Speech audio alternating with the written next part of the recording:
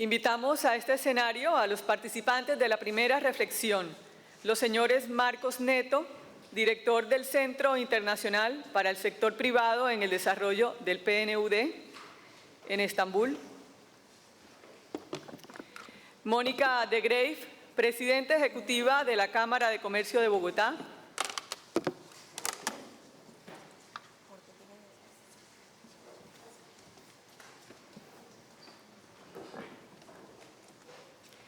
Rafael de la Cruz, representante en Colombia del Banco Interamericano de Desarrollo BID; Santiago Montenegro, presidente del Consejo Gremial Nacional; Astrid Martínez, investigadora asociada de FEDesarrollo; y al moderador de este espacio, señor Fernando Calado, director de programas de la Organización Internacional para las Migraciones, OIM.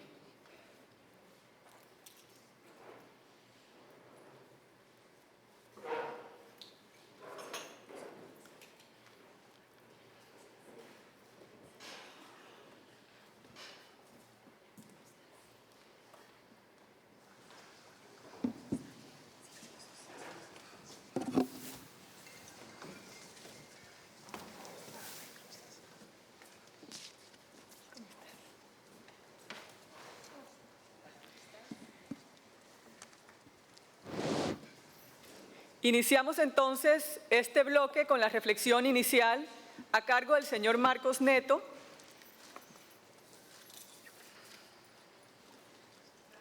director del Centro Internacional para el Sector Privado en el Desarrollo del PNUD.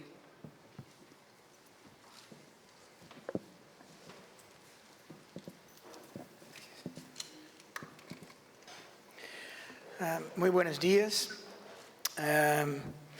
Perdóname si en un momento empiezo a hablar portuñol o Spanish, ¿no? Pero voy a intentar quedarme con el español y decir al señor embajador que como brasileño concordo que Neymar no es la gran cosa que piensa que es, pero el resultado de ayer fue bueno. Muchas gracias, ¿no? Y como ciudadano americano, que también lo soy, los Red Sox van a llegar primero que los Baltimore Orioles. ¿No?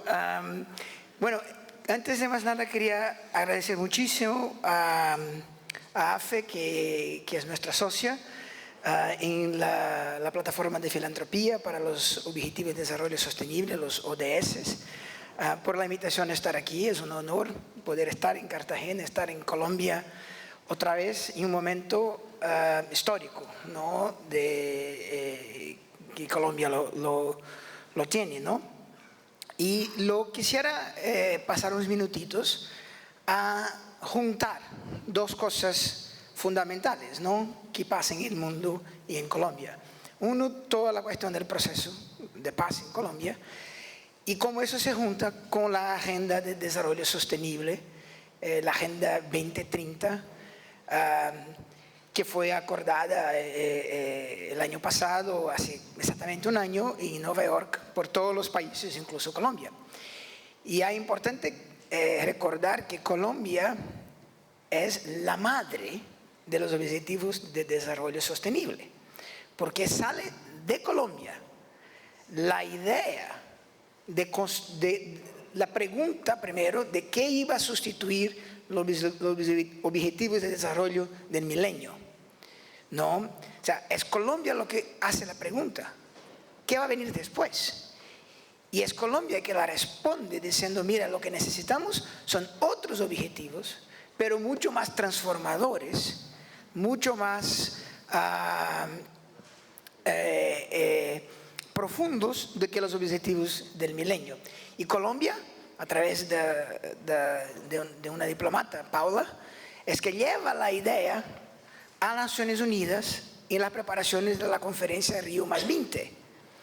Y sale de la conferencia de Río +20, ¿no?, la tarea de diseñar los Objetivos de Desarrollo Sostenible. Entonces, gracias a Colombia, aquí tenemos una nueva agenda de 17 objetivos, 169 metas y 231 indicadores. Ahí ustedes están pensando, púchale, ahí vienen las Naciones Unidas otra vez.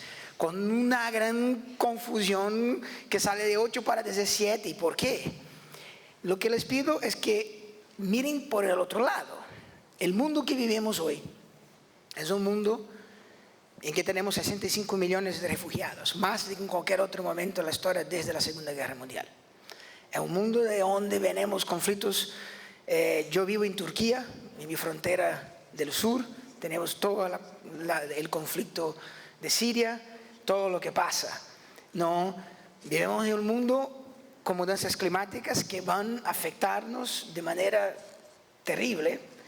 Vivimos en un mundo de una cantidad de jóvenes en empleo que nunca nos vimos antes, pero jóvenes que tienen un nivel de educación que nunca vimos antes. Entonces, si todo que nos cae como sociedad mundial para salvar el planeta y mejorar la vida de los individuos son 17 objetivos, 169 metas y 231 indicadores, no es tan difícil. Al revés, es casi que sencillo, ¿no? Que podemos colocar todo dentro de una página, ¿no? Now, ¿qué eso significa en Colombia? Que no solo da la idea de los ODS, pero ahora entra en su proceso histórico de paz después de 50 años de guerra. ¿Y a dónde se juntan el proceso de paz y los ODS? Bueno, como yo les dije, los ODS son fundamentalmente diferentes de los ODMs, ¿no? Traen a la mesa temas mucho más complicados, complejos y fundamentales. Hablan de la reducción de la pobreza, de la eliminación de la pobreza extrema, ¿no? Son una agenda completa que habla a toda la sociedad. Hay elementos dentro de los ODS que son fundamentales para la operación de negocios, de business, ¿no? Y traen el ODS 16. Por la primera vez, la comunidad internacional acepta poner en la mesa un objetivo que habla de paz, de gobernabilidad y de justicia. También trae un objetivo que habla de inequidad dentro y entre países. Entonces, y el último punto es que los ODS son universales. Al contrario de los ODMs, que era una cosa del norte al sur, los ODS se aplican a todos los países del mundo, a Estados Unidos, a Suecia, a Colombia, a Brasil. ¿No? El profesor Jeffrey Sachs dijo que los ODS hacen con que todos los países del mundo sean países en desarrollo ahora. Porque ninguno país puede decir que ya completó los 17 objetivos. Bueno, en el caso de Colombia, el proceso de paz, uno puede ser muy claro. Mire, el proceso de paz y los ODS se juntan a través del ODS 16, que es el ODS de paz. Pero es mucho más amplio do que solamente hacer la ligación del proceso de paz con uno de los ODS. El proceso de paz, para que tenga su éxito, va a tener que tratar de varios temas, ¿no?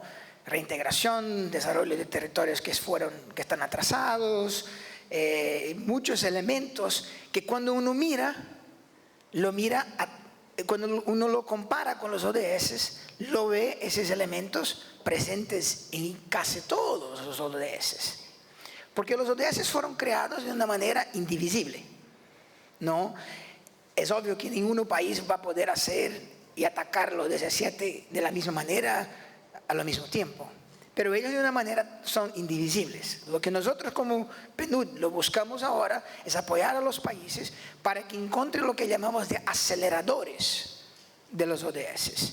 En cada país, cuáles son los elementos, cuáles son las oportunidades que se implementadas van a progresar varios ODS al mismo tiempo. Bueno, me arriesgo a decir que en Colombia el proceso de paz es un gran acelerador de los ODS. Quizás también al revés, los ODS son una base para la implementación del proceso de paz. A mí no me importa si es la puerta de entrada de los ODS es el proceso de paz, pero es claro, para mí, que ellos vienen juntos, ¿no? Y en el caso de Colombia, y que ellos tienen la posibilidad se apoyar mutuamente, ¿no? Y hacer con que Colombia, el señor Álvaro que habló antes, pueda tratar de los otros temas que el proceso de paz va a permitir que aparezcan dentro del marco de los ODS. Ahora, también es claro, y ahí ya termino para que podamos dialogar, que los ODS y quizás los procesos de paz no se van a lograr solo con el Estado. En el caso de los ODS, ya les digo que la cuenta de la agenda son entre 4 y 5 trillones de dólares. Nosotros sabemos que existe un gap, ¿no?, de 2.5 trillones de dólares solo en países en desarrollo. ¿De dónde va a venir esta plata? La plata va a venir del sector privado, la plata va a venir de la sociedad civil, la plata va a venir de inversionistas, pero no manteniendo la misma manera de relación del sector privado con desarrollo. Nosotros buscamos y empezamos una agenda para más allá que la sociedad, que la responsabilidad social corporativa. Lo que hay que ver es cómo que la esencia del core business va a adaptarse, los modelos de negocio van a adaptarse al nivel de que puedan ser lucrativos, ambientalmente buenos y jalen de la pobreza millones de personas al mismo tiempo y no en procesos de tiempo distintos, a donde se hace el negocio aquí y de aquí sale la responsabilidad social y lo hace allá. Pero cómo que los negocios van a cambiar para que eso pueda pasar a la vez, al mismo tiempo. No. Pero del sector privado no viene solo la plata, tiene que venir la innovación, tiene que venir la dinámica, la tecnología y todos los demás aspectos que hacen con que el sector privado sea responsable por la creación del 90% de todos los empleos del mundo, que el sector privado sea responsable promedio por 60% del producto mundial de la economía. Todo eso tiene que entrar en este juego de que lo estamos hablando. Por eso que nosotros, con apoyo de la Fundación Ford y de otras fundaciones, hace 3 años creamos como PNUD este programa que se llama la Plataforma de Filantropía para el Objetivo de Desarrollo Sostenible. ¿No? La idea inicial era abrir una puerta para que la filantropía pudiera influir, ¿no?, en el último año de negociaciones de los ODS, y lo hicimos muy bien. Vamos a entrar al 3er año de un evento anual que hacemos en la Fundación Ford en Nueva York, donde traemos gobierno de Naciones Unidas y filantropía para dialogar. Y después, hoy la plataforma está operando en 4 países, ¿no? Y Colombia es uno de los 4 países. AFE y el gobierno de Colombia son nuestros socios privilegiados en este proceso.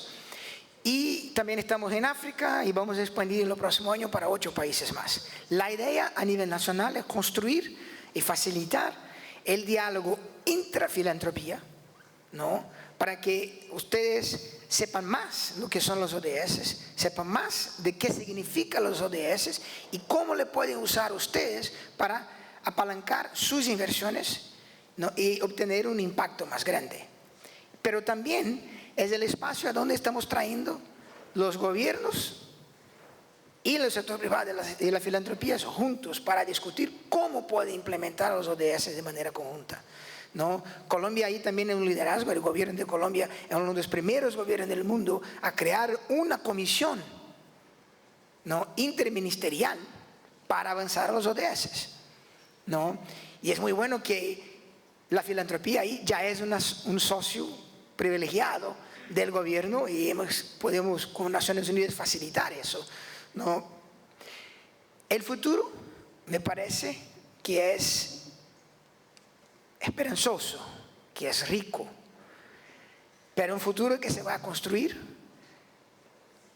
con las manos de todos, ¿no? Y ahí dejo el desafío a ustedes, como empresarios, filántropos, de mirarse a sus propias estrategias, a cómo sus estrategias se pueden mejor juntar al proceso de paz, a la implementación de los ODS, ¿no? Y cómo eso todo puede construir una Colombia que vive en paz, a donde, como dijo el presidente del BID, a donde ya no haya pobreza extrema, a donde el medio ambiente sea respetado y a donde todos tengan un lugar. Bueno, esas son las reflexiones que dejo para el debate. Muchas gracias.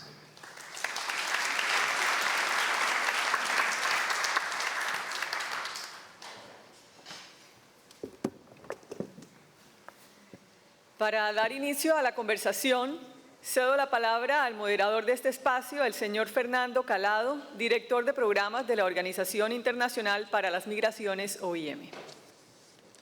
Muchísimas gracias.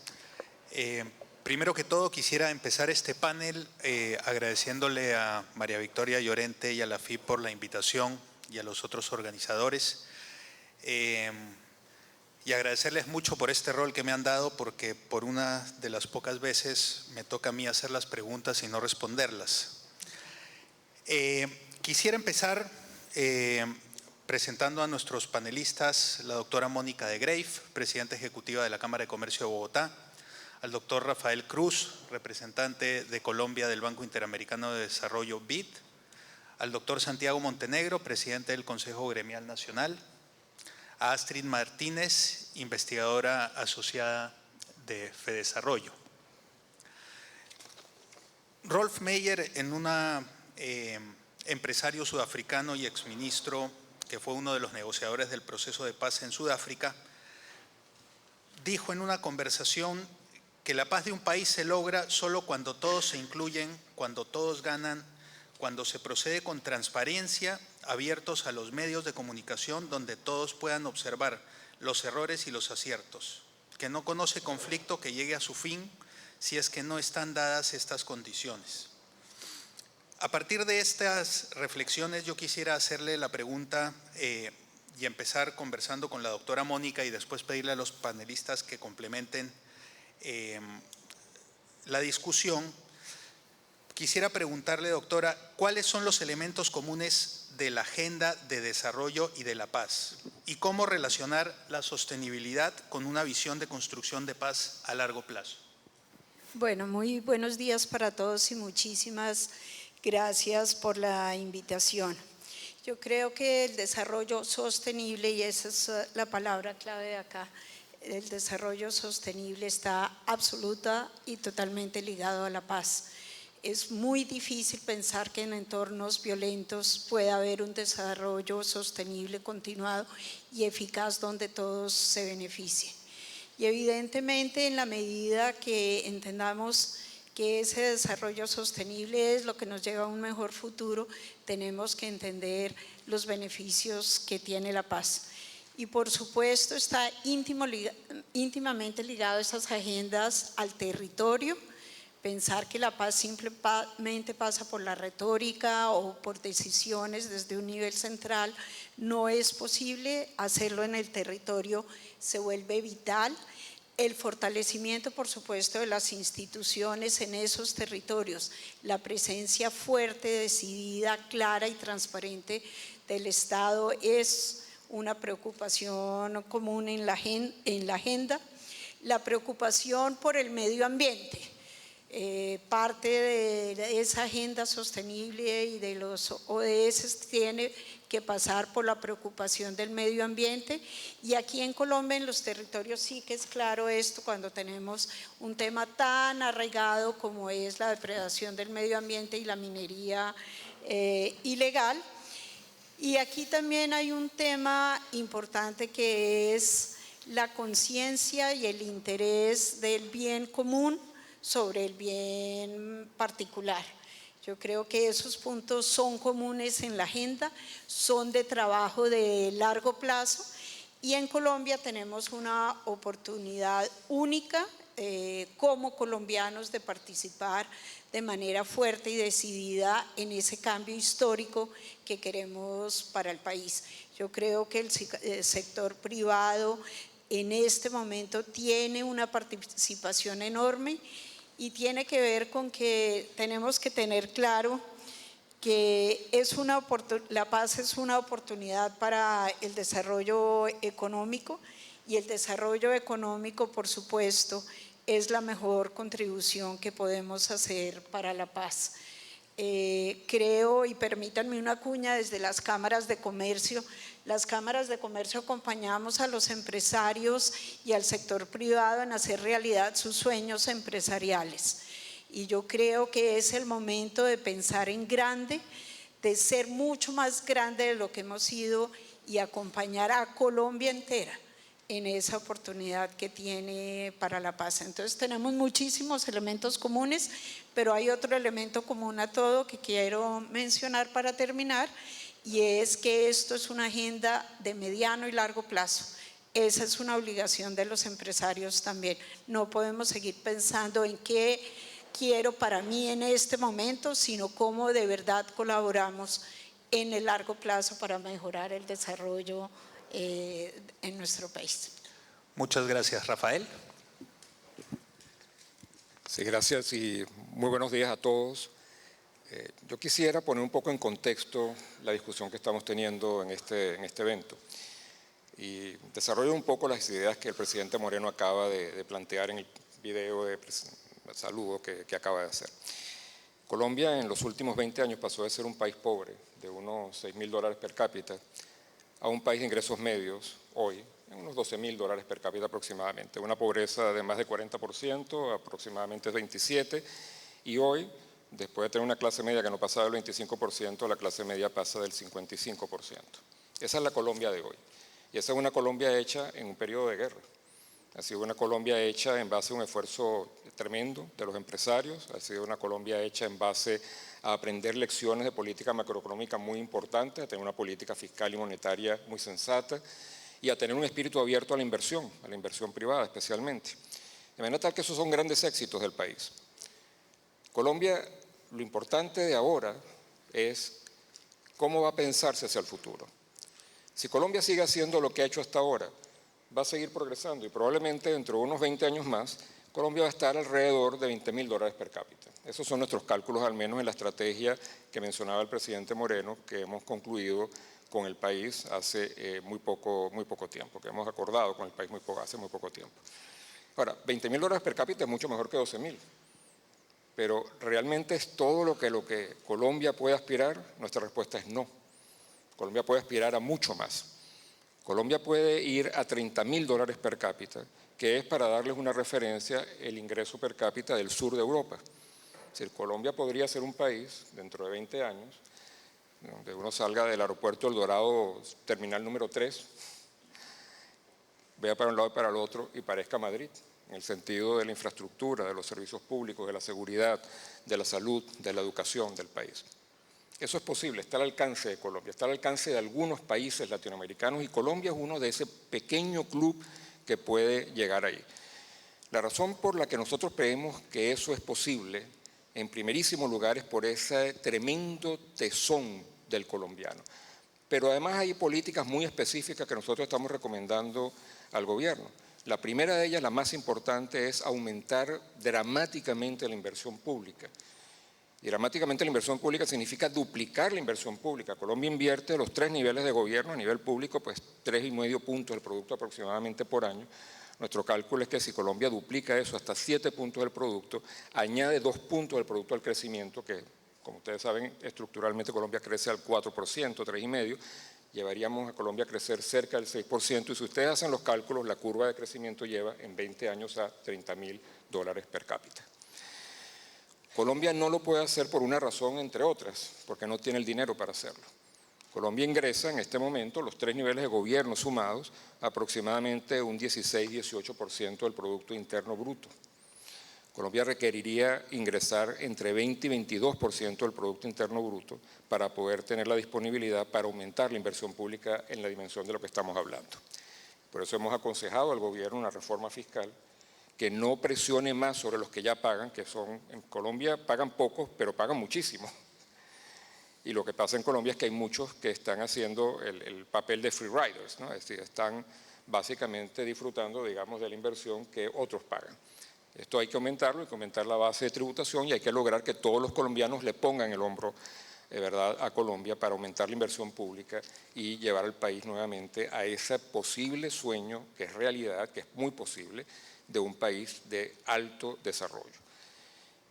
Esto es una visión que nosotros tenemos y tenemos pues al estudiar nuestra estrategia pues se ven todas las inmensas implicaciones que tiene esto. Pero la implicación más importante de este aumento de la inversión es darle una plataforma al sector privado para que aumente a su vez la inversión privada. Les voy a dar un solo ejemplo que muestra la diferencia extraordinaria que hace la inversión pública. En los Estados Unidos, un camión de carga recorre aproximadamente 100.000 kilómetros al año. El mismo camión de carga en Colombia recorre 50.000 kilómetros. La única razón para esta diferencia no es que el conductor colombiano se duerme, sino que realmente las autopistas, las carreteras que tienen los Estados Unidos facilitan enormemente, por supuesto, la velocidad del transporte, cosa que en Colombia pasa exactamente lo contrario. Esto es un solo ejemplo de 20.000 ejemplos que podemos poner uno tras otro sobre cómo los problemas de productividad del sector privado tienen una estrecha relación con la inversión pública. ¿Qué tiene todo esto que ver con nuestro foro? Todo. Y voy a parafrasear un poco a mi querido amigo Pietro Chester, que básicamente plantea los dos grandes temas de desarrollo y de paz, ¿no? Es decir, la agenda del desarrollo y la agenda de la paz. No hay nada como el desarrollo para garantizar la paz. No hay nada como una visión de país, como una visión nacional compartida para garantizar la paz. Y no hay nada como esa visión para estimular justamente a todos los diferentes factores que forman la sociedad colombiana a trabajar duro efectivamente más allá de las enormes dificultades de la coyuntura que ya sabemos perfectamente, la hemos hablado ya en este foro y la seguiremos hablando y esto seguirá hasta el año 2018 muy probablemente. Todas esas dificultades en realidad son las dificultades de la coyuntura. Si el país se levanta sobre esas dificultades y ve hacia adelante y se da cuenta del inmenso potencial que tiene en ese periodo de tiempo de 20 años trabajando todos juntos, yo creo que estas dificultades en muy poco tiempo se van a ver como lo que son realmente circunstanciales. No son necesariamente las cosas que van a dirigir este país. Entonces, nosotros estamos, pues, igual que lo dijo el embajador de los Estados Unidos, igual que lo ha mencionado la embajadora de Suecia, la comunidad internacional está detrás de Colombia. El Banco Interamericano de Desarrollo ha estado durante 50 años en Colombia, está y seguirá estando al lado de Colombia en este camino por el desarrollo. Muchas gracias.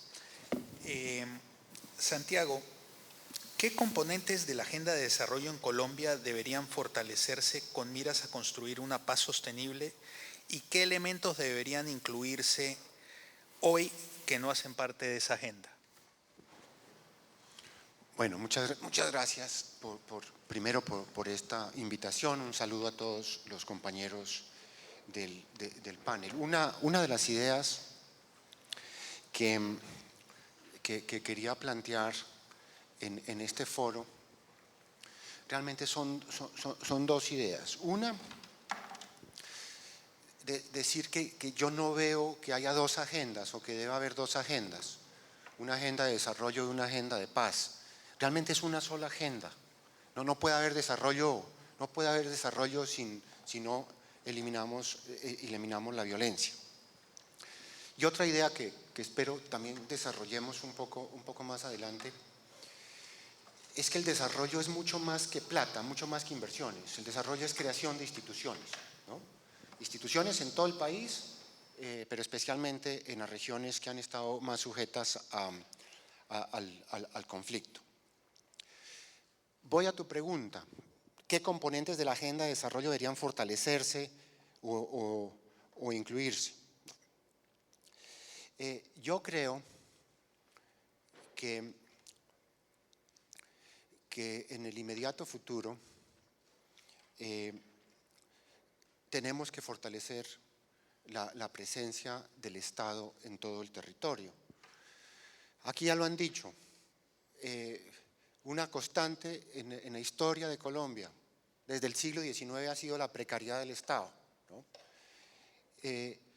Y si uno se atiene a la definición clásica de Estado de Max Weber, ¿no? El Estado es el que tiene la fuerza legítima, la entidad que tiene la fuerza legítima, el monopolio de la fuerza legítima en un territorio. Yo creo que esa ha sido una de las grandes carencias del Estado en Colombia. Colombia, necesitamos entonces, se va a firmar el acuerdo de paz con las FARC, pero el Estado todavía tiene ese papel para copar esos territorios en donde van a dejar de hacer presencia las FARC. El Estado debe emprender una lucha frontal contra los cultivos ilícitos, el narcotráfico y la minería ilegal, porque allá donde existen actividades ilícitas siempre va a haber actores armados. Y basta ver la primera página del Tiempo y el artículo central del Tiempo el día de ayer, ¿no? En una serie de regiones de Colombia, en el Catatumbo, en el Chocó, en algunas partes de Antioquia, en mi tierra, hacia el sur de Tumaco y a lo largo de frontera con el Ecuador, ¿no? Están todos estos actores. Entonces el Estado debe cumplir ese papel, que no es otro que proveer buenos bienes públicos, ¿no? Y aquí vamos a hablar de una distribución de funciones entre el Estado y el sector privado. Bienes públicos. El Estado debe entonces cumplir esos papeles y eso va a crear las condiciones para que se creen instituciones, para que se reduzcan los costos de transacción, para que pueda haber mercados para empresarios grandes, para empresarios pequeños, para actividades productivas que se organicen en forma de cooperativas y todo tipo de actividades económicas. Yo creo que ese trabajo entonces de consolidación de la seguridad debe continuar en aquellas regiones donde estos actores armados y esas condiciones objetivas que produce la violencia, los cultivos ilícitos, la minería ilegal, van a seguir adelante.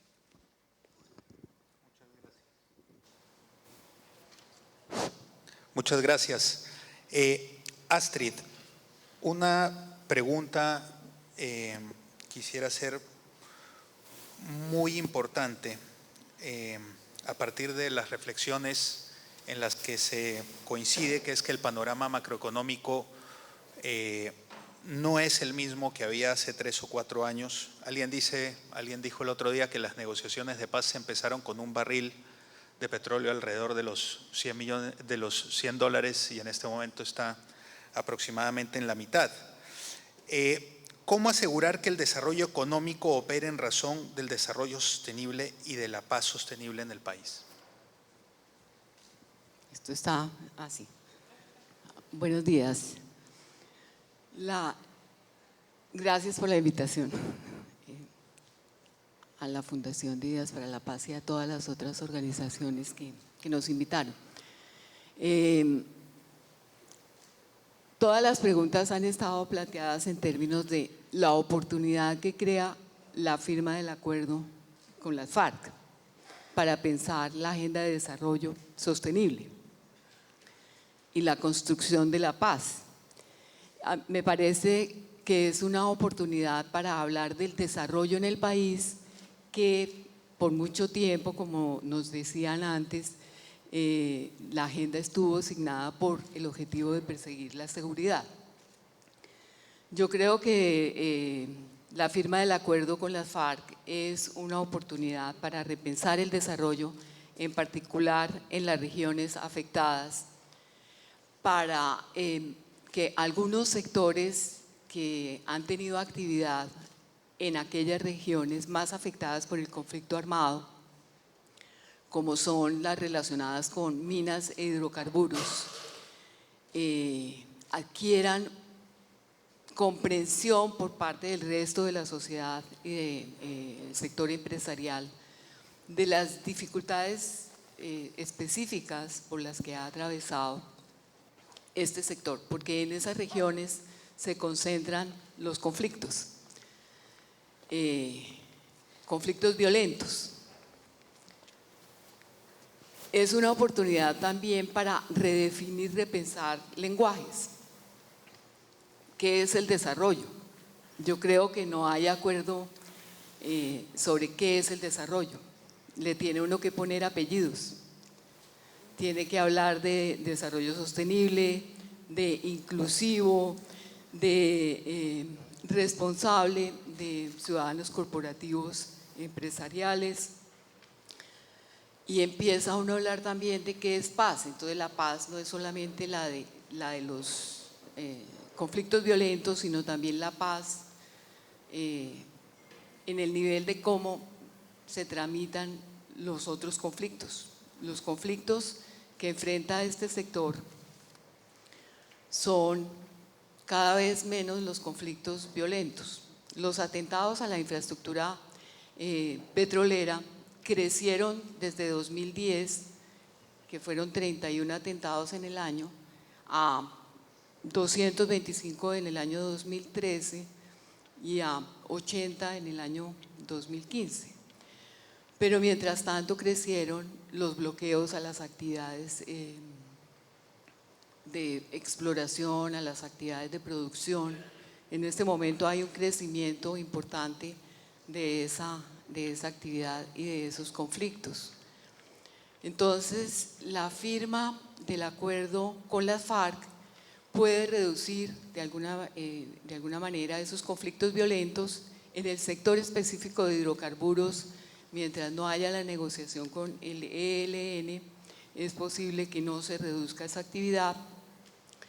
En los 35 años de estos conflictos en la infraestructura petrolera, se presentaron 2.700 ataques a la infraestructura, la mitad de ellos en Caño Limón, Coveñas, donde hace presencia el ELN y donde ha aumentado la actividad recientemente un poco para presionar las condiciones en las cuales se sientan ahí. Entonces, yo creo que el sector, tanto minero energético como el sector de infraestructura, en este momento espera que se disminuya una de las fuentes de conflicto, pero hace tiempos que está en la agenda de ver cómo se resuelven los conflictos sociales, las dificultades que hay con las licencias previas ambientales, con las consultas con las comunidades étnicas, con las consultas populares.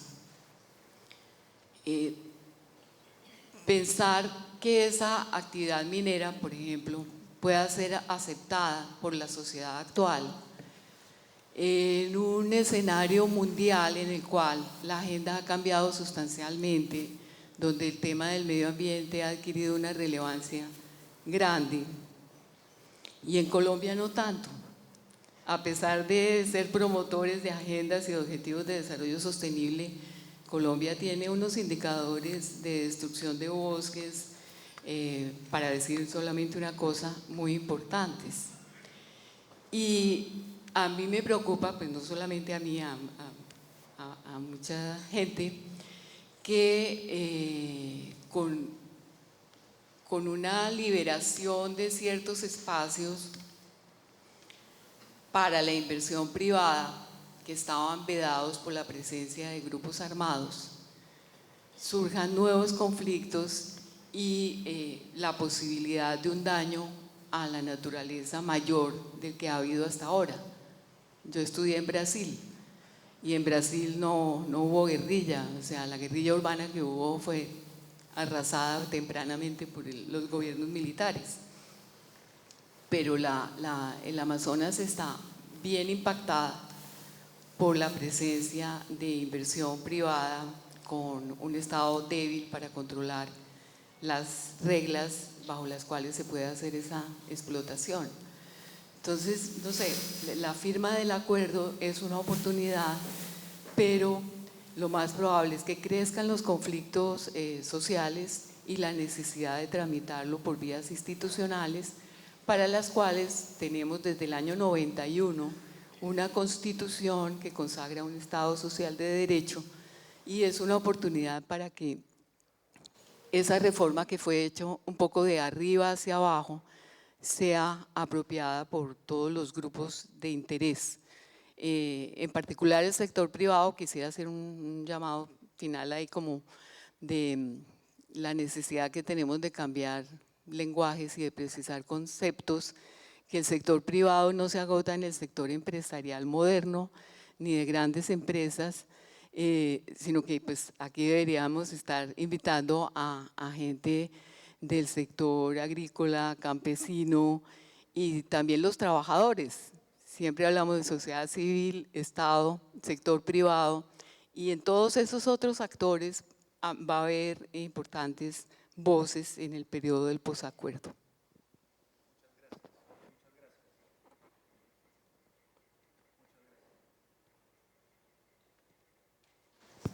Aló, gracias.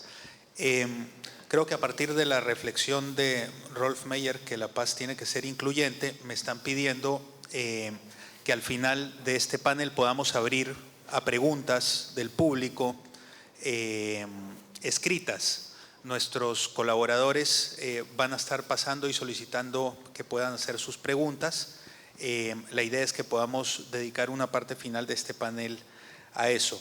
Antes de pasar a la siguiente pregunta, yo le pediría a nuestro banquero, al señor del dinero, que nos ayudara a complementar la respuesta que dio Astrid respecto a cómo asegurar que ese desarrollo económico opere en razón del desarrollo sostenible y la paz.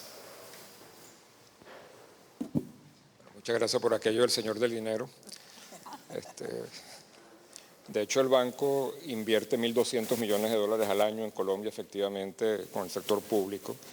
Alrededor de 600 millones, por ejemplo, con el sector privado. Este año tenemos una cartera de 50 millones de dólares en cooperación técnica no reembolsable en este momento activa en el país. De verdad, pues, es una institución que hace un enorme esfuerzo financiero, pero sobre todo una institución que tiene una orientación de discusión de políticas públicas. Es decir, nuestra principal orientación no es hacer dinero, evidentemente, es contribuir al desarrollo del país.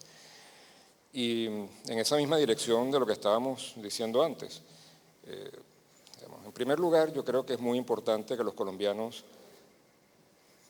se den cuenta del valor que tienen. Yo tengo el privilegio, digamos, de ver a Colombia desde adentro. Vivo ya 4 años en Colombia, la conozco hace muchísimo tiempo, tengo incluso familia aquí en Colombia, yo soy venezolano, de modo tal que esa comunidad, digamos, cultural, histórica, está ahí. Y al mismo tiempo tengo también la suerte de poderla ver desde afuera. He estado muchísimos años afuera, he vivido muchísimos años en Washington, he visto a la región y he visto a Colombia especialmente. Y la verdad que yo siento que los colombianos se aprecian menos de lo que los apreciamos todos los que no somos colombianos. A Colombia se lee muchísimo mejor desde afuera que como los colombianos la ven desde adentro.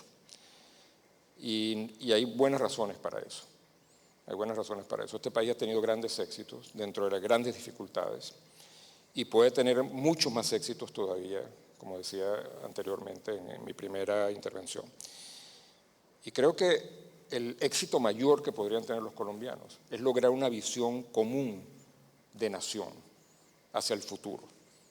Ponerse una meta muy importante. Es un lugar común hablar de la famosa misión que le dio el presidente Kennedy en Estados Unidos a su país, de llevar un hombre a la luna, ¿verdad?, al cabo de una década. De hecho lo hicieron antes, y sobre todo lo más importante, de volverlo vivo, que era lo más difícil, parece, ¿no?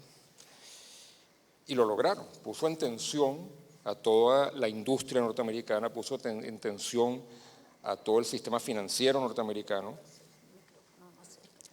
puso en tensión al mundo científico norteamericano, puso en tensión a la sociedad norteamericana para llevar un hombre a la luna, y lo lograron. Es una visión, es un propósito común. Y ese propósito común es lo más importante al final de cuentas, más que el dinero, más que el desarrollo, sea como sea que le pongamos el apellido. Ese propósito común es el que permite la unidad de voluntades para todos poner nuevamente el hombro, ¿verdad?, a este país. Aquí hay mucho free rider. Y para los que no hablen inglés, free rider es aquella persona que se aprovecha del trabajo de los demás, básicamente. Hay muchos. en el sentido de que no colaboran efectivamente con lo que todos los países serios y desarrollados hacen, que es colaborar con la inversión de la sociedad para la sociedad misma. La inversión pública es central, vuelvo a repetir ese tema, es súper importante. Aquí nos hemos llamado a engaño muchas veces en esta región, no solamente en Colombia, pensando que el sector privado va a poner la plata de la inversión pública. Eso no va a suceder. Sucede parcialmente en proyectos de alto nivel de rendimiento para el sector privado, no hay duda, pero la mayor parte de la inversión pública tiene que ser pública y tiene que ser financiada por toda la sociedad. Si uno tiene que buscar la esencia de lo que es el desarrollo, para mí por lo menos, la esencia de lo que es el desarrollo es que todos los ciudadanos, cada uno con su nivel de responsabilidad y con sus recursos, evidentemente que son diferentes dentro de la sociedad, contribuya solidariamente con el bienestar colectivo. Eso es lo que es el desarrollo al final de cuentas. Porque si esa mentalidad existe, si existe la mentalidad de respeto mutuo, de respeto a las libertades de los demás, por un lado, y por otro lado, la conciencia que todos tenemos que contribuir para hacer un país mejor, en esa misma medida el país realmente empieza a arrancar fuertemente. Y probablemente, cerrando un poco con lo que decía anteriormente, ¿por qué vemos a Colombia también desde afuera? Porque vemos que en el conjunto regional, en Colombia, eso pasa mucho más que en muchos otros países. Lo que pasa es que hay que seguir en esa dirección y hay que asegurarse de conseguir esta visión de conjunto del país hacia el futuro. La discusión política va a seguir y eso es inevitable y además positivo. No hay que temerle a la discusión, no hay que temerle a las diferentes ideas, al contrario. Pero de alguna manera Colombia tiene que encontrar un camino de unidad nacional de mediano y de largo plazo.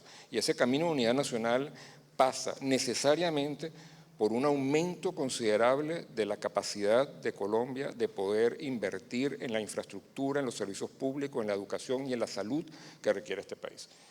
Si se hace eso, y eso está al alcance de Colombia, de verdad, en nuestra opinión y la perspectiva que nosotros tenemos, es que Colombia de verdad puede llegar a ser un país de altos ingresos. Vamos a quitarle el eufemismo y digámoslo de una vez, un país desarrollado al final de un par de décadas. Esto es una realidad al alcance de los colombianos y es muy difícil, por supuesto que no lo creamos porque los latinoamericanos pensamos que tenemos un gen del subdesarrollo en las venas.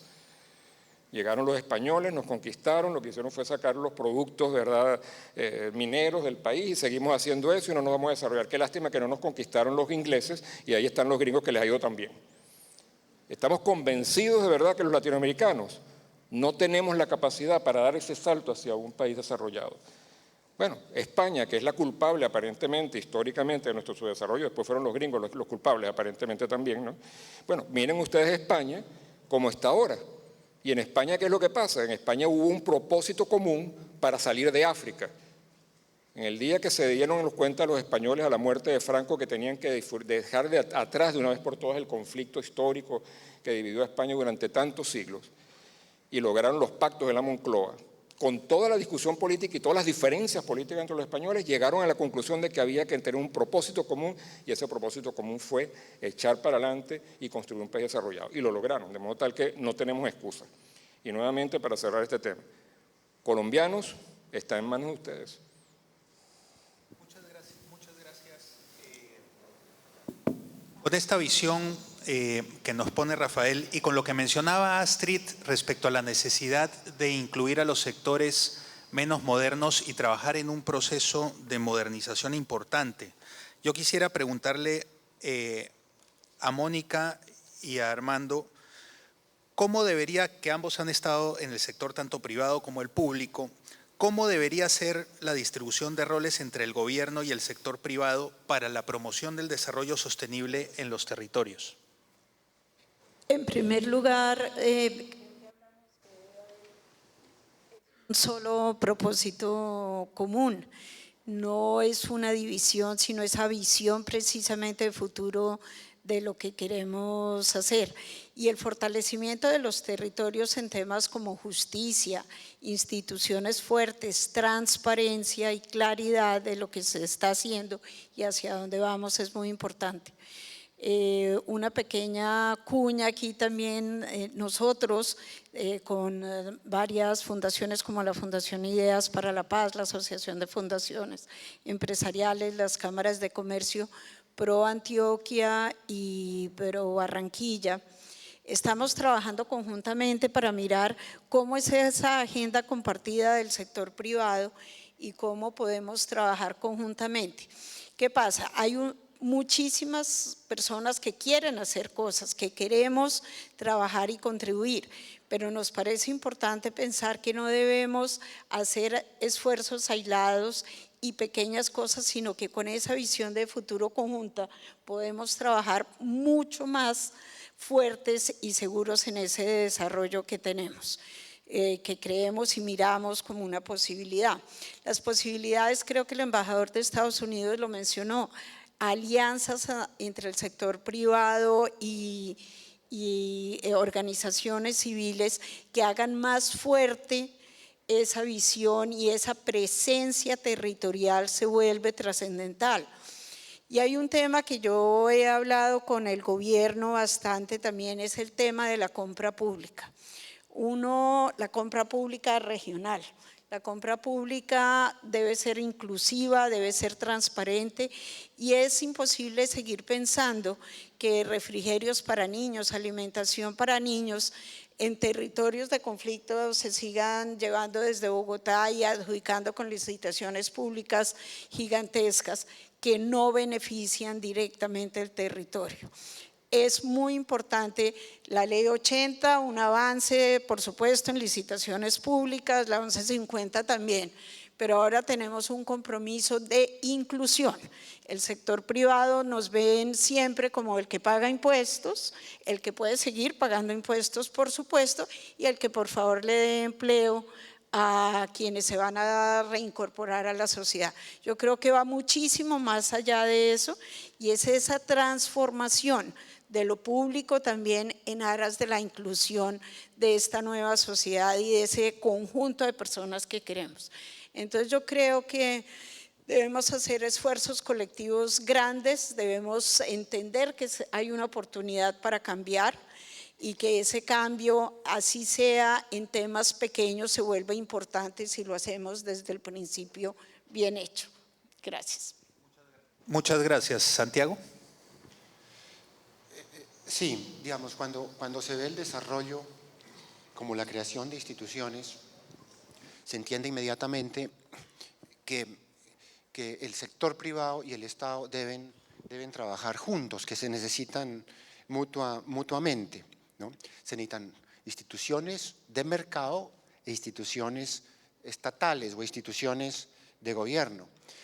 El gobierno debe proveer buenos bienes públicos, como seguridad física, como justicia. Las regiones tenemos que llevar justicia, pero también otros bienes públicos que han estado ausentes, y les doy un ejemplo.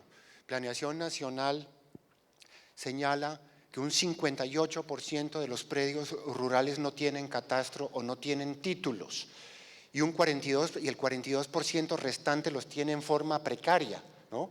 Entonces uno no puede concebir el desarrollo del campo sin títulos, sin derechos de propiedad, ¿no? Eso es un vacío muy grande.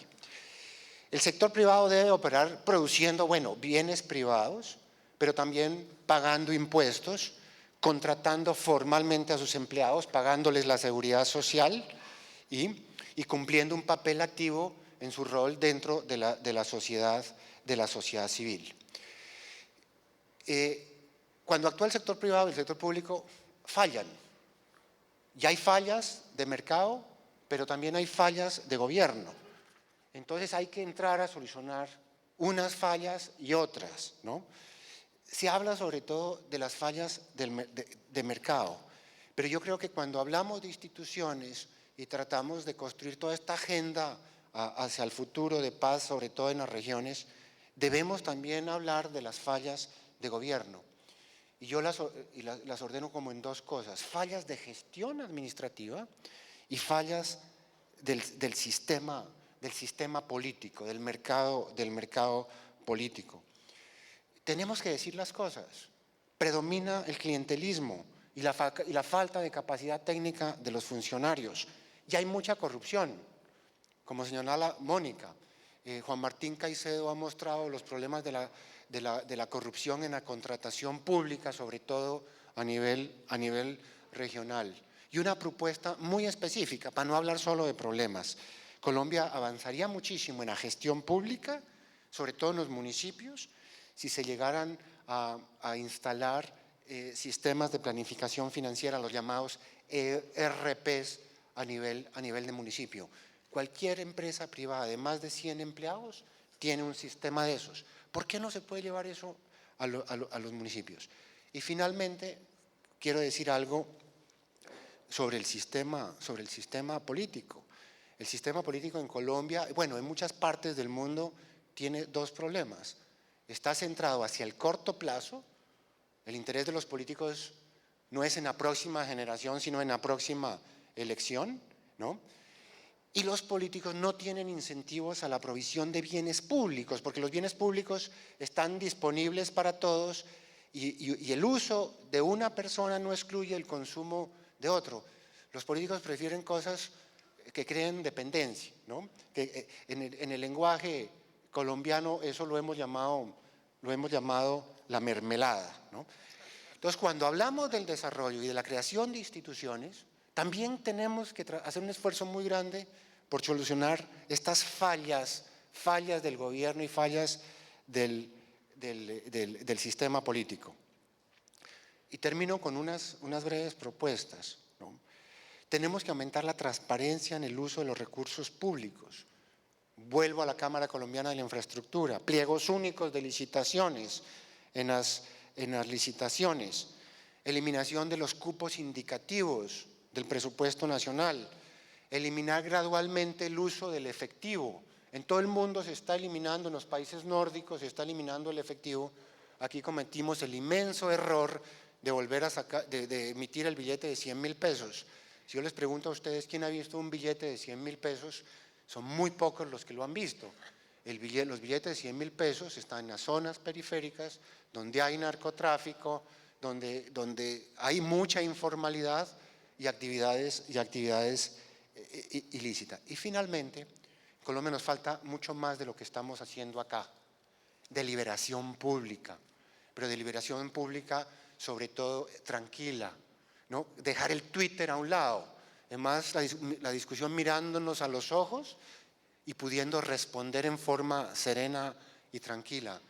Ahora, en estas semanas que faltan para el plebiscito, se deberían abrir espacios en la televisión nacional en horarios AAA para que en forma serena podamos discutir estas cosas. Muchas gracias, Santiago. Creo que vamos a tuitear eso inmediatamente.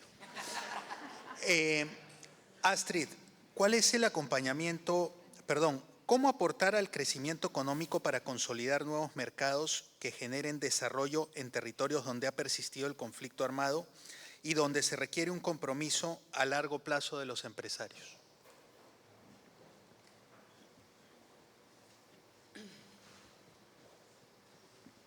En estos días ha empezado a pasar en televisión imágenes de iniciativas los territorios, ¿no? Nosotros hablamos de los territorios como si fuéramos la colonia o algo así. Aquí hay unas imágenes mentales que tenemos que cambiar también, porque pues tú que vienes de Nariño, ¿no? Yo soy de Bogotá, infelizmente, pero tenemos que aprender eso en el sentido de que en los territorios hace tiempos estas mismas empresas del sector minero energético, por ejemplo, con sus políticas de responsabilidad social corporativa, han buscado, como son territorios donde hay conflicto, entonces ahí ya hay, no solamente por iniciativa de las empresas, pero es un ejemplo, muchas capacidades locales y no tenemos que llevarles nada allá, o sea, tenemos que cambiar un poco el chip para pensar todos estos temas. Yo estoy convencida de que somos del siglo XX, las FARC son del siglo XX, la agenda que se negoció es en parte del siglo XIX, es para que la tierra produzca. Tú que eres historiador, Santiago, que no hicimos la revolución burguesa, entonces los feudales no siguen por ahí sin pagar impuestos y con las tierras más fértiles sin producir, y eso es como la agenda importante del acuerdo de las FARC, me parece. Pero tenemos que ver que en esos territorios hay capacidades ya incipientes o algunas más consolidadas. Inclusive hay reinsertados del proceso de justicia y paz que ya tienen emprendimientos. En la cadena de proveedores de la industria también están esos desarrollos y también ellos son empresarios, o sea, los empresarios, yo tuve alguna experiencia empresarial, tuvimos en la empresa de energía. No tenemos que llevarles nada a ellos, o sea, en este caso las empresas lo que hicieron fue crear la oportunidad de pertenecer a la cadena de suministro de los bienes que se producían localmente de una manera organizada, con un contrato que les permitía adquirir ciertos instrumentos y máquinas y que es por ahí pues donde uno pudiera encontrar algunas cosas. Pero hay muchas oportunidades en lo que tiene que ver con los servicios ambientales, con la protección de bosques, porque son zonas periféricas a lo que ha hecho posible que Colombia tenga ese crecimiento en medio de la guerra. Lo que pasa es que aquí hay dos Colombias, tanto geográficamente como mentalmente. Y es esa otra Colombia que estamos diciendo cómo se incorpora, cómo se interconecta, cómo las interconexiones que ya hay se pueden potencializar. Pero está en el tema de forestal, muchas oportunidades, cosas que se iniciaron inclusive con el presidente Uribe, que tenía su idea de los guardabosques y demás, pero hay ideas que no se pueden descartar simplemente porque hayan sido hechas bajo otras banderas políticas, ¿no? Pero creo que el mensaje es desde las regiones, no hacia las regiones. Muchísimas gracias por esa reflexión. La doctora Mónica me había pedido completar esa respuesta, pero me temo que voy a tener que agregarle una parte a esa pregunta, que viene del público y se vincula precisamente a esto.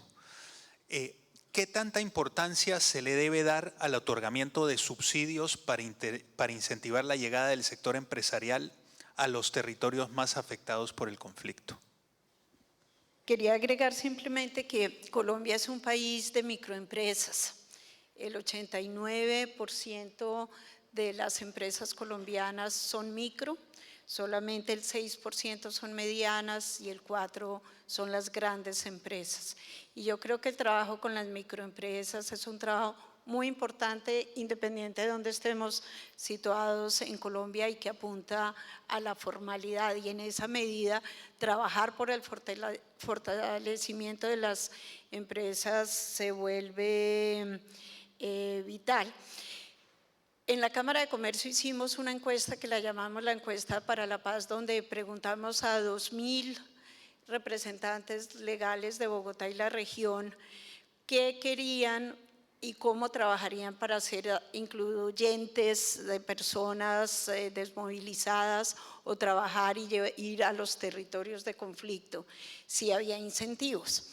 Y para sorpresa nuestra, no se trataba de disminución de impuestos, sino al contrario, de acceso a tecnología y facilidades de instalación y de renovación tecnológica.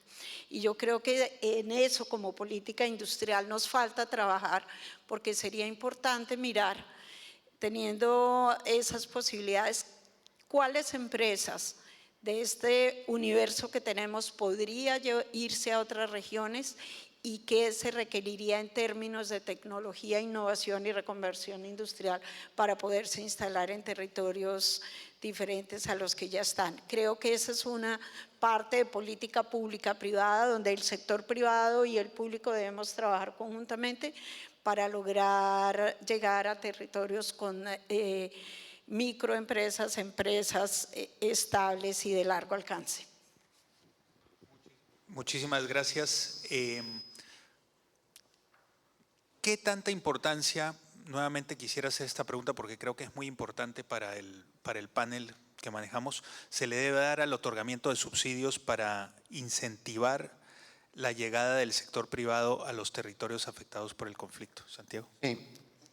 Aquí se hizo un estudio muy importante que se llamó la Misión Rural, que dirigió José Antonio Campo y tuvo muchos expertos muy conocedores del campo.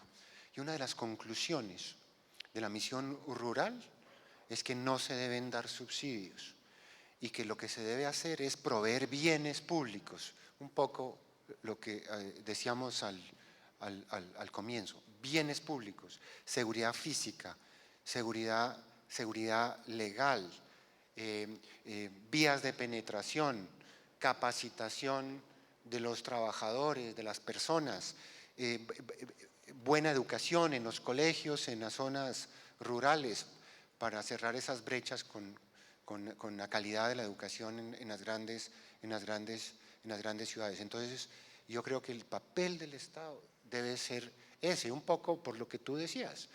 En Colombia, el gobierno central recauda 14 puntos del PIB. Eso es un nivel muy bajo en un país que pretende tener un Estado social de derecho o un Estado del bienestar como lo llaman en Europa. En Chile es 20%, en Brasil 28%, en Uruguay 32%, en Europa más de 40%. Entonces no podemos gastarnos esa plata dando subsidios, sino generando bienes públicos. Muchas gracias, Rafael. Muy rápidamente. Acuérdense que cada vez que hay alguien que recibe ¿Se oye? Acuérdense que cada vez que hay alguien que recibe un subsidio, hay alguien que está perdiendo un bien público, sobre todo si tenemos un techo presupuestario tan bajito como el de Colombia precisamente. Entonces, cada quien que pelea por un pedacito de ese presupuesto está quitándole al país bienes públicos. Esto es una cosa sumamente importante. Nosotros coincidimos totalmente con la misión rural que hubo, tuvimos un estudio muy importante también que en algún momento hicimos hace unos 3 años con el Ministerio de Agricultura, precisamente para ver hasta dónde, el problema de los subsidios en agricultura en este país es fenomenal, el 90% del presupuesto de agricultura es subsidios en este país. Nosotros hicimos ese estudio y mostramos al Ministerio, mostramos al Ministro de Hacienda, mostramos al Presidente de la República el inmenso impacto sobre productividad que tendría redirigir una parte de esos subsidios a bienes públicos. De modo tal que, nuevamente, esta pregunta me parece muy importante porque es parte del mainstream, digamos, un poco del pensamiento de cómo distribuir el gasto público en Colombia, y es muy importante cambiar esa mentalidad si queremos efectivamente avanzar hacia un país más desarrollado. Muchas gracias. Esto se puso bueno. Astrid y Marcos creo que estaban… ¿Están que se hablan? tienen otro punto de vista y yo quisiera que en 136 caracteres nos cuenten por qué. No, yo lo que quiero hablar es que nosotros hace un par de años que estamos trabajando con el G20, estamos asesorando el G20 en el tema de negocios incluyentes, ¿no? y crear un mercado incluyente. Y mientras estoy de acuerdo que de una cierta manera la cuestión del subsidio, no de una manera, el subsidio de la gran empresa para que vaya a estos territorios, yo como brasileño me estoy preguntando, ¿a dónde están? Me suena tan lejos los territorios. No, pero lo que nosotros hemos aprendido es que si tú, como hablaba Astrid, quieres invertir en cadenas que incluyan los pequeños productores, que incluyan las microempresas, lo que sí hay que mirar es los cuellos de botellas que ellos tienen. No necesariamente los cuellos de botellas de que la gran empresa que está arriba de la cadena, que es normalmente donde se dan los subsidios, van a necesitar. No, muchas empresas que quieren incluir lo pequeño en sus cadenas realizan que el problema que tienen no es que ellos necesitan de capital, es que el pequeño necesita de capital. ¿No? Entonces, si tú vas a crear un mercado incluyente, si tú vas a crear un mercado a donde Colombia pueda llegar a tener una renta per cápita de $30.000, pero ojalá sea de verdad per cápita y no en el promedio, a donde una pequeña cantidad se queda con $30.000 y la gran mayoría no. ¿No? Brasil, ¿ok? Entonces, hay que cuidar que se van a hacer subsidios, que se van a hacer inversiones que sean muy bien diseñadas para que generen la inclusión de quien no está fuera del mercado y no mantener quien ya tiene el mercado. Astrid. Sí, yo tampoco estoy de acuerdo con no a los subsidios como una norma general. Nosotros los economistas pues, tenemos formación ahí de una protección, por ejemplo, arancelaria o la existencia de un subsidio temporal cuando hay imperfecciones de mercado. Entonces no puede uno decir que nada de subsidios. Sería quitarnos una herramienta que actúa cuando hay imperfecciones de mercado. Entonces, es algo que quería controvertir, o sea, no solamente la provisión de bienes públicos, sino en el caso de poblaciones que se están incorporando al mercado, todos los instrumentos se pueden analizar. En los países desarrollados hay subsidios agrícolas impresionantes y no les da ninguna vergüenza, ¿no? En las universidades que nos hemos formado y nos han enseñado que nada de eso. Pero eso supone que es que no hay imperfecciones de mercado, supone una serie de cosas que no se dan en la realidad, y menos en un proceso de incorporación de población al mercado. O sea, tiene que ser transitoria y tiene que ser bien hecha, pero decir que no se puede hacer algo, como no se puede usar un instrumento de esos, pues yo no estaría de acuerdo. Muchas gracias. Desde el público me piden profundizar en un tema vinculado a la pequeña empresa, que es cómo lograr en este repensar del desarrollo que la pequeña empresa surja y sea sostenible cuando se enfrenta a una altísima, de acuerdo a la pregunta, carga tributaria que debe asumir los gastos que generan los problemas de corrupción y la debilidad del sistema democrático. Mónica, sí.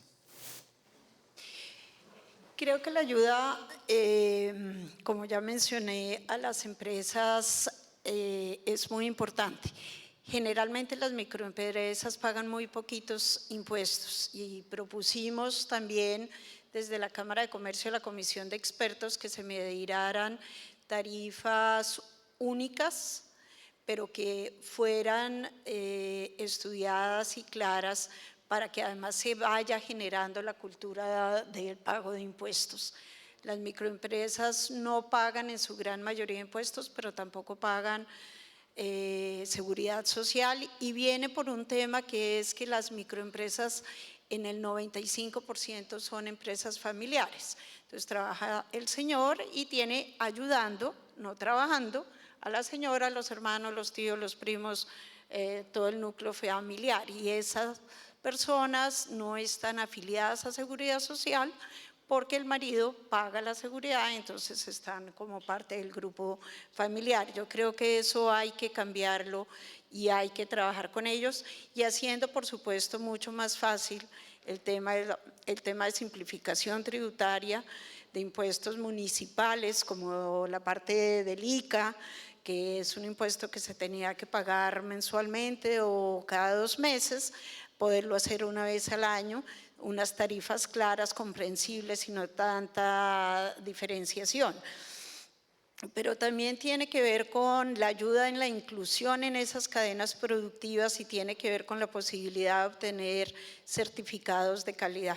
Uno no le puede pedir a los grandes compradores y grandes empresas que los incluyan si no tienen claridad sobre la calidad del producto que le está vendiendo, y ese es un esfuerzo muy grande donde todos nosotros podemos ayudar para completar esos certificaciones de calidad para hacer la cadena productiva posible de participar en las grandes licitaciones del Estado y las que hay, por supuesto, de las empresas privadas. Muchas gracias, Rafael. La pregunta que te están haciendo, que nos están haciendo al panel, yo creo que hay también un elemento que es importante abordar, que es la desconfianza que tienen los ciudadanos en pagar impuestos, porque digamos, lo que comúnmente se entiende es que yo pago impuestos para que se lo roben después en el gobierno, ¿no? Entonces, ¿para qué voy a pagar impuestos? Bueno, si esa es la mentalidad que prevalece en el futuro en Colombia, eso es un círculo vicioso en el que el país no va a lograr salir. Porque esa desconfianza, que además tiene bases reales, es decir, hay gente que efectivamente hace eso en el gobierno, hay gente que es castigada y otros que no lo son, de manera tal que la desconfianza tiene una base real, pero nuevamente Colombia tiene que tomar una decisión sobre hacia dónde quiere ir. Y para ir hacia adelante tienen que romper ese círculo vicioso de desconfianza que existe entre el pago de los impuestos y la corrupción que puede haber en el sector público. Y hay que buscar la manera, efectivamente, lo decía Santiago, pues que es muy importante, entre otras cosas, la reforma del Poder Judicial que permita adecentar el funcionamiento del Estado y hacerlo más transparente. Pero esos son grandes procesos complejos, difíciles para una sociedad. Ahora, no hay nada fácil para lograr algo bueno. Todo lo bueno de verdad cuesta un enorme esfuerzo. Y la sociedad colombiana se tiene que acostumbrar a la idea de que va a tener que hacer un enorme esfuerzo si puede lo que quiera lograr efectivamente los beneficios tremendos que puede darle esa voluntad común de desarrollarse. Gracias por esa respuesta. Otra pregunta del público para Santiago. Todo parece indicar que las estrategias y programas serán canalizados o tendrán un énfasis muy fuerte a partir de la firma de los acuerdos de paz en desarrollar una serie de regiones, municipios y áreas que han sido particularmente afectadas por el conflicto. ¿Cómo o cuáles deberían ser las estrategias de desarrollo y paz para los municipios que no están dentro de esa, digamos, primera lista?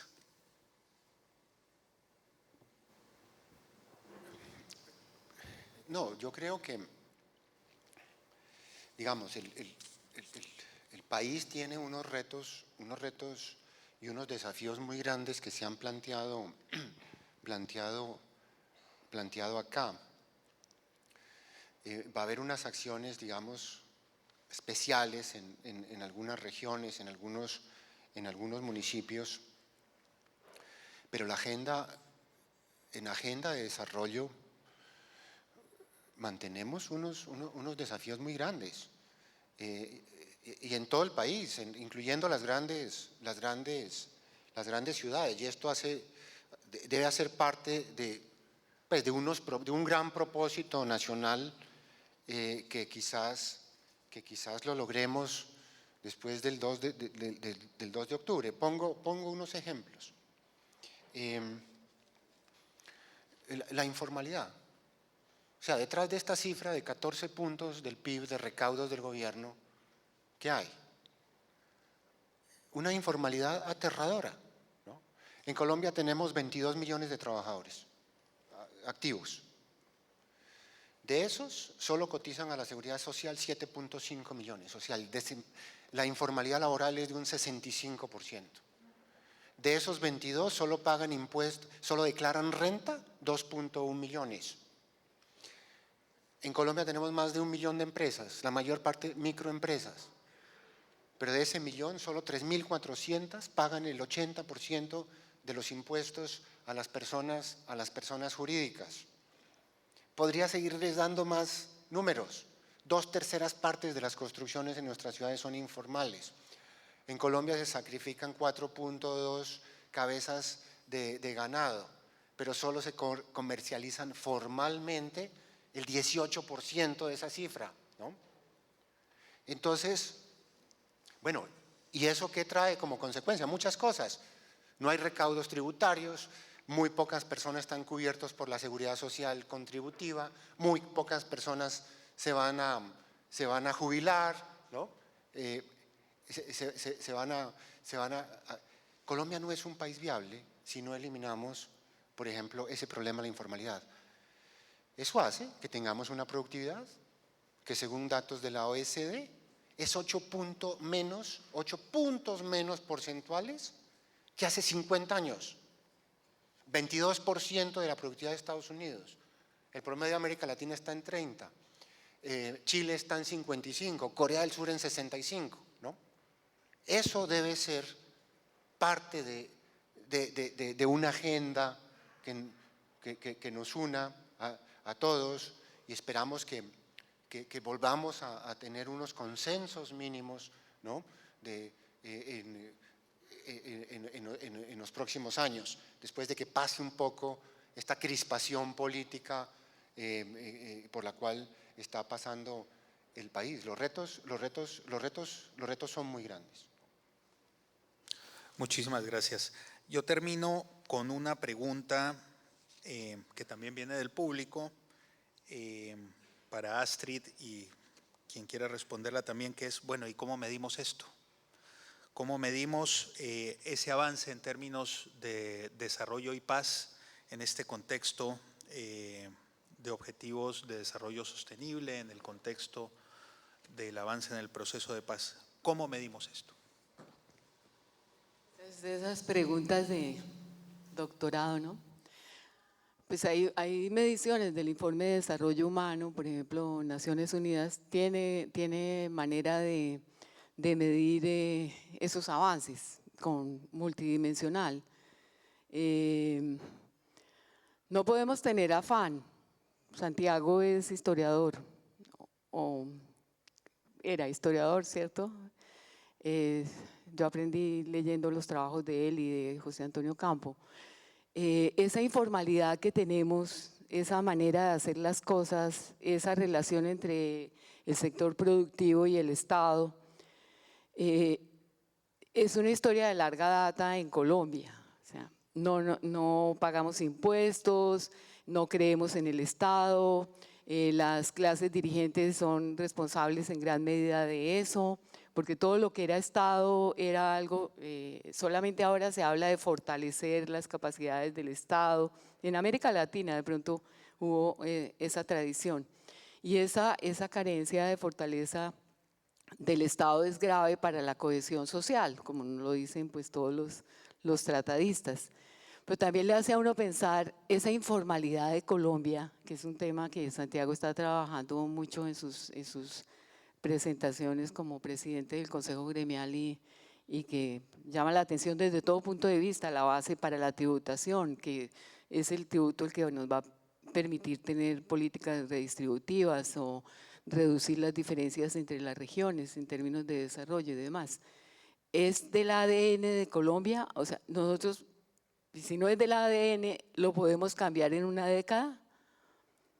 ¿Por qué hay esa informalidad? La informalidad no es de los pequeños que tienen iniciativas pequeñas. La informalidad es de parte del ingreso que recibimos todos los formales que no declaramos, de actividades que están…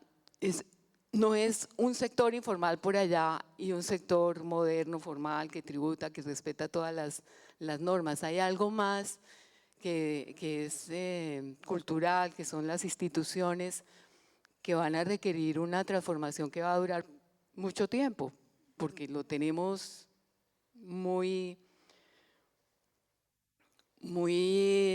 explicable en la historia de Colombia. Entonces, y en eso es muy importante la relación entre Estado y sociedad. O sea, aquí trabajar en el Estado es algo que nadie quiere hacer.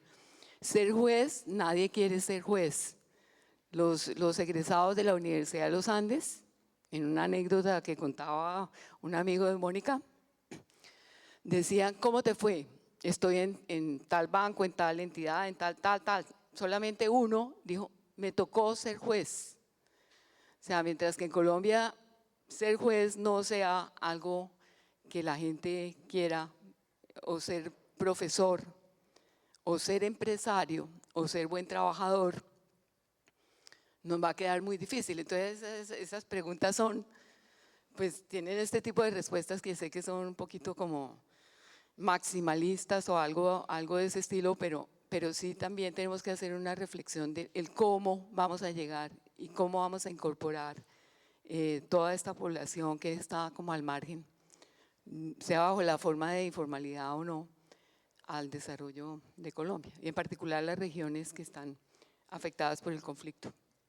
Muchas gracias. Marcos, muy brevemente, y Santiago para concluir esta parte. No, y el tema de medición. Este es un tema tengo un paradojo en el tema de medición ahora. ¿No? Y el primer año de los ODS, 60% de la ayuda que países, 170 países han pedido ayuda de las Naciones Unidas, 60% de esa ayuda es en medición. ¿No? De los 231 indicadores, hay 3 tipos, se clasifican en 3 tipos. 1, existe datos y ya se sabe medir. 2, existe poco de datos y sabemos medir. 3, no existe datos y no existe metodología de medición. ¿No? Si es verdad de que lo que no se mide no se lo hace, estamos en un gran reto adelante, ¿no? Como comunidad internacional. El equipo que yo lidero, aquí en Colombia, estamos empezando una conversa con el gobierno, con la Secretaría de la ODS, del DPN, y con Andy, para empezar una conversa de cómo los indicadores que el gobierno colombiano seleccionó para el ODS son adaptados al sector privado. Porque no se va a poder medir los ODS solo con indicadores de gobierno. ¿No? Entonces vamos a intentar pilotear aquí en Colombia de una cierta manera esta discusión de cómo los indicadores que tienen que ser definidos por gobierno, porque el gobierno lidera la agenda, pero no puede ser solo de gobiernos. Cómo estos indicadores entonces se adaptan al sector privado, a fundaciones, que también se crea un scorecard que después casa con la medición del gobierno para que se tenga una pintura nacional de verdad de qué está pasando con la implementación de los ODS. Muchas gracias, Santiago. Hay muchas formas de medir el desarrollo, el ingreso per cápita, las pruebas PISA en educación, los indicadores del milenio, pero dada la situación que tenemos en Colombia, yo quiero proponer una forma de medir, que es la deliberación pública que mencioné antes. Cuando volvamos a poder charlar de una forma serena y veamos estos debates públicos en los seminarios, en la televisión, en los programas de radio, yo creo que esa sería la mejor medida del desarrollo, que no es otra cosa que cumplir el principio de uno de mis maestros, de mis grandes maestros filosóficos, Karl Popper, que dice que ese es el principio de la racionalidad, un principio muy simple que dice: yo puedo estar equivocado, tú puedes estar en lo cierto, y haciendo un esfuerzo, juntos podemos acercarnos un poquito más a la verdad. Muchísimas gracias. Voy a tratar de hacer un resumen de algunos puntos importantes para concluir este panel. Quisiera empezar con uno que mencionaba Rafael y los otros panelistas, que es esa visión de país. Y acá quería hacer referencia también a lo que contó Silvia bastante de lo que le tocó vivir en el Perú. Yo soy peruano también y me acuerdo de esa fecha en donde para los peruanos termina esa violencia terrorista. Pero yo hoy, más de 30 años después, veo con mucha más felicidad lo que pasó después de eso que ese día. Y eso yo creo que en términos de la discusión en Colombia es relevante desde el punto de vista de ver el fin del conflicto o el fin de la violencia como una oportunidad de poder avanzar en un desarrollo fundamental, pero que tiene que estar basado en esa visión de país de la que hablaba Rafael. Un tema que mencionaba Santiago y también lo mencionaba Astrid: no hay dos agendas, no hay paz sin desarrollo y no hay desarrollo que lleve a la paz, que ese es un tema y un elemento fundamental que tiene que tomarse como una conclusión importante en esta discusión. Un tercer punto: esos territorios a los que hablamos de manera ajena y lejana, ahí es donde se tiene que construir la paz y a partir de eso generar esas políticas públicas y esas discusiones alrededor de cómo construir desarrollo sostenible en esas zonas. Un cuarto punto que lo mencionaba la doctora Mónica es la importancia que tienen las pequeñas y las microempresas en este desarrollo. Nos daba unas cifras contundentes respecto a la base en términos de producción y en términos de generación de empleo que surgen de este grupo productivo. Bienes públicos rurales, con subsidio o sin subsidio, dejamos abierta esa discusión, pero esos bienes públicos rurales tienen que llegar a esas zonas como un elemento fundamental en términos de poder darle las condiciones a las personas para que produzcan, para que puedan gobernar sus territorios y para que puedan cuidar los recursos naturales que hay en los mismos. Finalmente, en los temas de medición, bueno, ya sabemos a quién pedirle que mida las cosas, al doctor Marcos, que nos ha mencionado en términos técnicos qué podemos hacer para medir, pero también Santiago propone una medición política, una medición a partir del diálogo en la que permita verse cuáles son esos elementos y cuál es esa temperatura que tiene cada una de las acciones que se están dando en este proceso para tomar decisiones y correctivos a partir de las mismas. Nuevamente, muchas gracias a nuestros panelistas. Yo creo que esto ha sido muy rico y gracias de nuevo a los organizadores por este evento.